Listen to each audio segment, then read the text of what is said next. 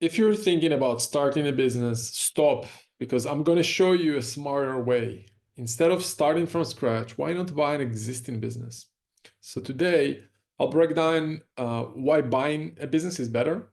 I'll show you what kind of businesses are best in 2025, and also how you can finance a deal, even if you don't have a lot of money in the bank right now.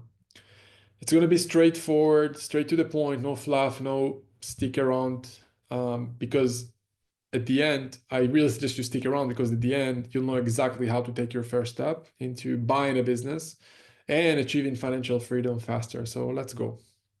Part one is all about why buying a business is smarter than starting from scratch. Now, look, most people start businesses thinking that they'll make money fast, but let me give you some data with starting businesses. So I don't know if you know, but 90% of startups fail within 10 years. Most small business owners don't even make 50,000 a year.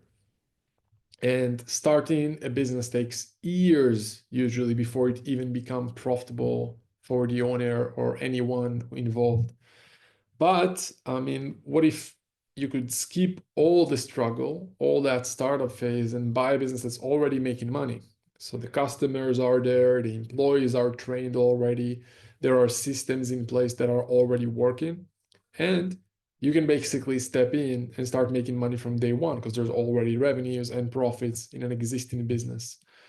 Now, if you choose the right business, I mean, look, we've been doing deals where you can make 6 or even 7 figures a year as soon as you buy the business without grinding 24/7, because you can hire a team to grind and do the day-to-day work while you focus on the high level decisions, kind of like taking care of the vision, hiring the best team members and people, and you can basically focus on doing bigger, better deals or just living a great lifestyle with your, spending time with your family and friends.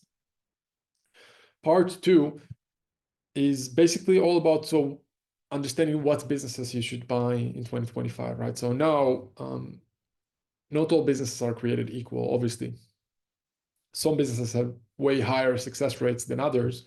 And based on data of thousands of businesses that we look at and are involved in on a yearly basis in buying and advising buy and sell acquisitions, let me share some of the best types of businesses to buy this year. Number one are service businesses. So think businesses like plumbing, HVAC, cleaning services, auto repair. People always need this. And, if they are operated well, they have actually decent profit margins. Type two of businesses that I like are B2B businesses or business to business. Those are businesses that sell to other businesses, right? And why I like that, because businesses pay more. They also sign usually long-term or longer-term contracts, and they don't, complain a lot of time like B2C, business to consumer customers do. Third business that I like are essential and boring businesses. Think of things like waste management, storage units, laundromats, senior care. They're not sexy, but they make consistent money and have low failure rates as far as how many of them actually fail. Number four are any recurring revenue businesses. So if you can find a business with monthly subscription income, think like software, membership, maintenance services, you're golden. You have predictable cash flow, you have less stress. Those are really, really good. So my biggest suggestion is to forget about trendy businesses or super high-tech businesses for your first deal. And a caveat is, unless you have existing experience in the space and the network of investors in the space, kind of like right now I'm involved in AI, which I very much, I've been in the technology space for many, many years. So I want to assume that I have some understanding in the space. But in the end of the day, you want businesses that can print cash and don't require you to work 24/7 or don't have massive competition or premium prices that you need to pay for the business. If you're okay with it, then go for it. Otherwise, if cash flow and lifestyle is your goal, focus on the sectors that I mentioned, and your life will be 10 times easier. Trust me, we've seen and been involved in hundreds of deals and thousands of deals that we had to look for to do those hundreds of deals. So yeah, this is coming from like painful experiences. Part three. So how to buy a business without necessarily using your own money. Now, I know what you're thinking, right? Maybe you're thinking, hey, Moran, this sounds great, but I don't have the money. I don't have millions of dollars in my bank account to buy a business. Well, the good news is that you don't need to. There are creative ways to finance deals, such as seller financing, for example, where the owner lets you pay for the business over time. And you basically use the business profits from the business to pay them back over time, the purchase of the business. You also have bank loans, kind of like SBA loans. Especially in the US, you can get loans backed by the government to buy businesses with as little as 5 or 10% down. You have investors and partners that you can use. So you can find people who have money but don't want to run a business. You run it, they invest, or you let them invest to run it. So think about bringing an investor that is also the COO, right? That's how Sheryl Sandberg became the CEO of Facebook. Mark Zuckerberg pretty much told her, look, come join me, be the COO, but invest in Facebook. Then the next one, you have a structure such as earnouts, where you only pay the owner based on the business future performance. If and when you meet a milestone, the business meets a milestone. There's less risk for you in that structure. You can also leverage the business assets and have some more conventional loan or boutique type loans or cash flow loans. That's where you basically use the business own cash flow or the equipment or receivables or other assets on the balance sheet to secure the financing to buy the business.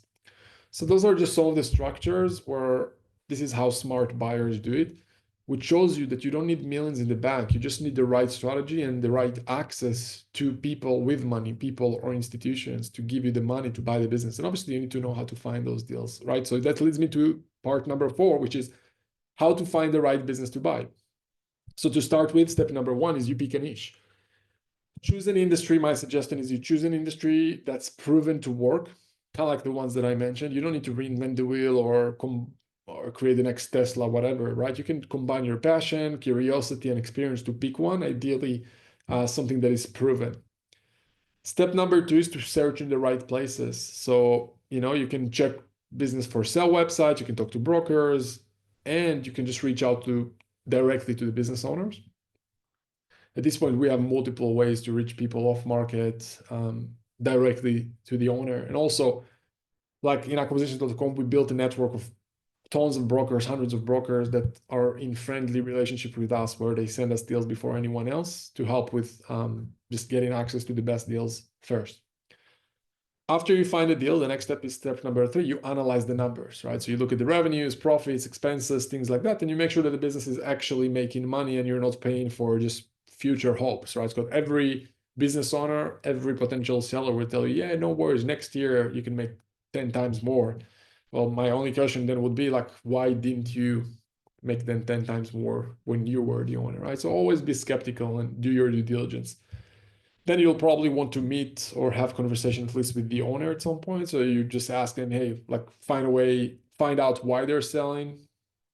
And remember that the best deals are coming for people who are actually motivated to sell. So motivated sellers, we call them, who want to get out of the business. Then when you have the details, you make an offer. Again, I don't suggest to overpay, and you use some of the financing strategies that I shared to structure the deal that works for you and is a win-win with everyone. Part 5, which is the next one, is all about how to avoid mistakes. I've seen a lot of people mess up when buying businesses. So here are some of the things of what not to do. First one is buying a business that has no systems in place whatsoever. So for example, if the business falls apart when the owner leaves, then run away. There's no business usually, right? So just make sure that the business isn't dependent on the owner too much or just one key person, suppliers, customer. Then another big mistake is people just not doing any due diligence. So simple things like checking financials and making sure that they're not hiding any problems in the business. So you want to do a deep dive. Another mistake is just overpaying. So the goal is to buy a great business at a fair price. So big mistake I see is people just get emotional. So don't get emotional or overpay. Be logical when you buy a business. And obviously it's good to get excited about what's possible, but you don't want to pay for your excitement. You pay in a logical way and you're excited about what can be done, but you're not paying for that. Another big mistake is just trying to do everything yourself, right? So I really suggest, even if you are an accountant or lawyer, hire a good lawyer or an accountant to help and join a network, ours or anyone else, to help you access deals before anyone else. Someone to help you analyze the deal to make sure that it's a good one.